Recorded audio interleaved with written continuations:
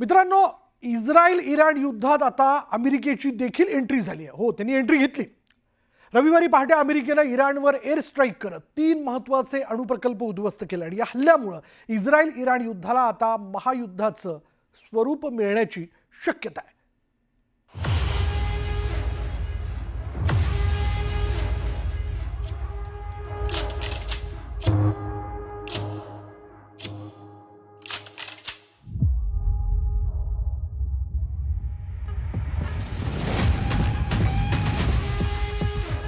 The U.S. military carried out massive precision strikes on the 3 key nuclear facilities.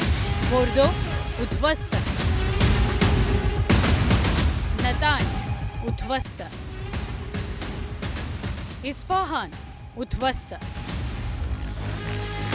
Israel आणि इराणमध्ये सुरू असलेल्या युद्धात आता अमेरिकेनं उडी घेतली आहे. अमेरिकेची एंट्री होताच इराणची अण्वस्त्र तळं उद्ध्वस्त झाल्याची दृश्य समोर येऊ लागली. ज्या अण्वस्त्र प्रकल्पांवरून इराणसोबत इस्रायल आणि अमेरिकेचा वाद सुरू होता, ती अण्वस्त्र ठिकाणं अमेरिकेच्या बॉम्बर्सनी एका झटक्यात उद्ध्वस्त केली.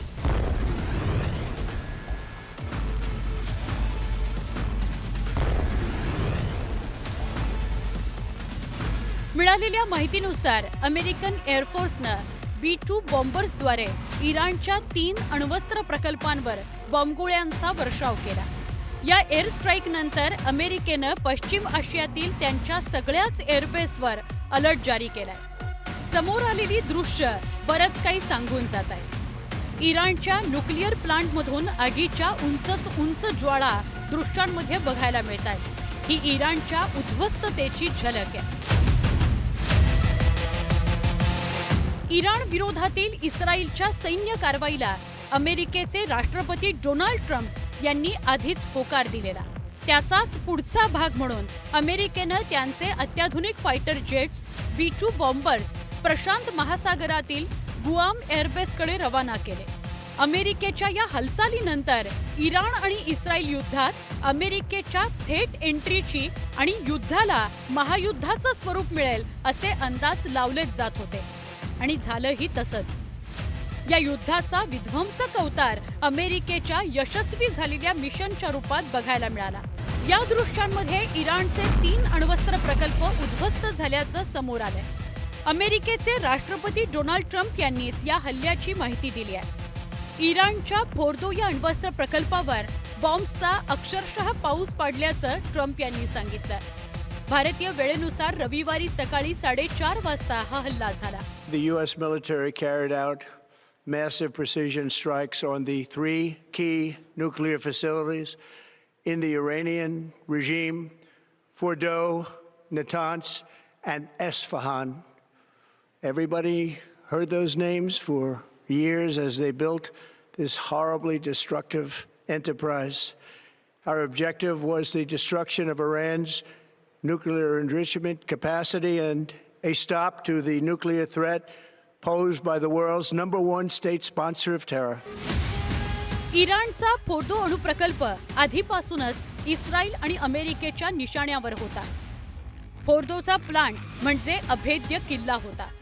इराणच्या न्यूक्लिअर कार्यक्रमात याला क्राऊन ज्वेल म्हटलं जायचं. या प्रकल्पाला उद्ध्वस्त करण्याकरता दोन्ही देशांना पूर्ण शक्ती लावावी लागली. मिळालेल्या माहितीनुसार इराणनं अणुबॉम्ब बनवण्यासाठी बनवलेलं सगळं इन्फ्रास्ट्रक्चर नष्ट करण्याकरता अमेरिकेनं B-2 बॉम्बरद्वारे बॉम्बचं संपूर्ण पेलोडचं डागलं. फोर्दो अणुप्रकल्प जमिनीच्या खाली अनेक फूट खोल बनवण्यात आल्यामुळं अमेरिकेनं हे केलं. विशेष म्हणजे इराणवर एअर स्ट्राईक करून अमेरिकेचे सगळे बॉम्बर्स सुरक्षितरित्या परत आले. Tonight I can report to the world that the strikes were a spectacular military success. Iran's key nuclear enrichment facilities have been completely and totally obliterated. Iran, the bully of the Middle East, must now make peace.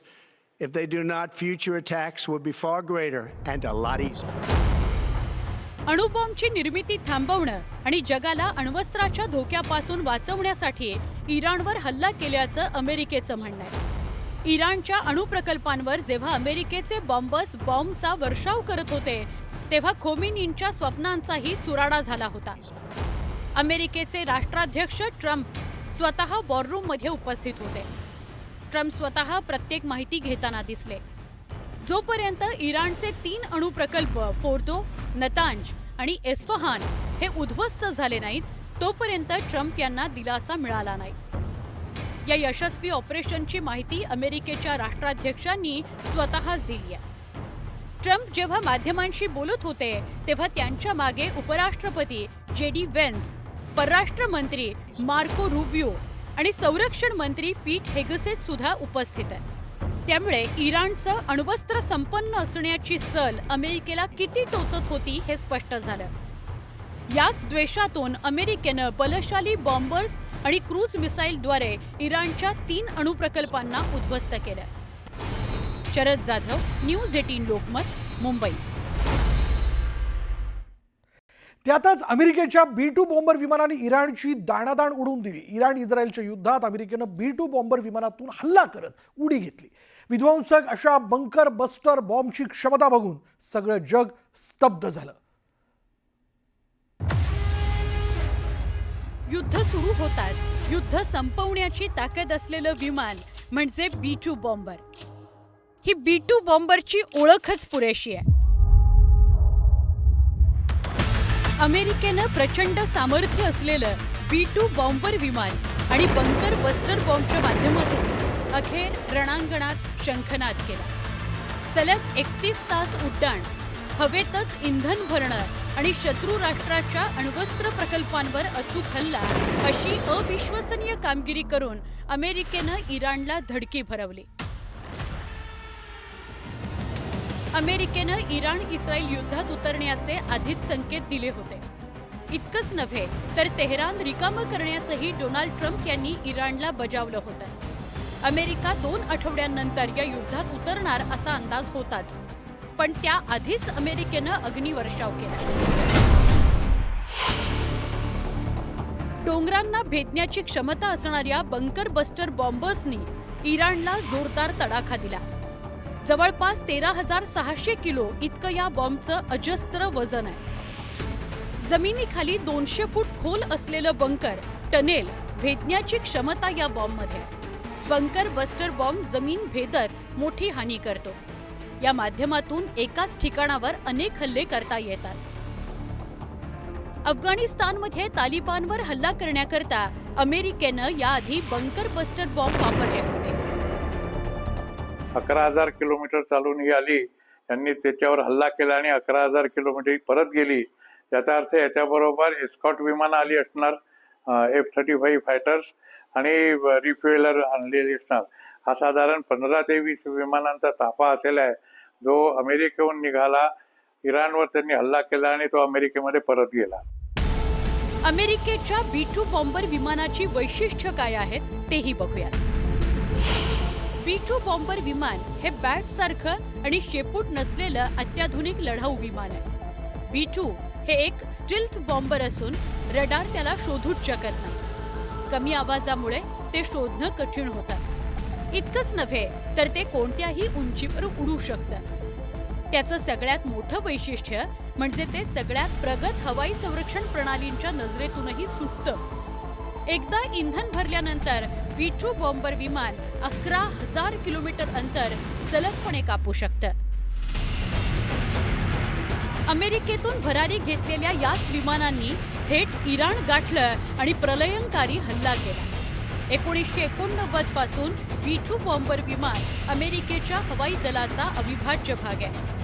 या विमानाचा ब्रह्मास्त्रासारखा वापर करत अमेरिकेनं इस्रायलला साथ दिली आणि इराणला धडा शिकवण्याचा प्रयत्न केला.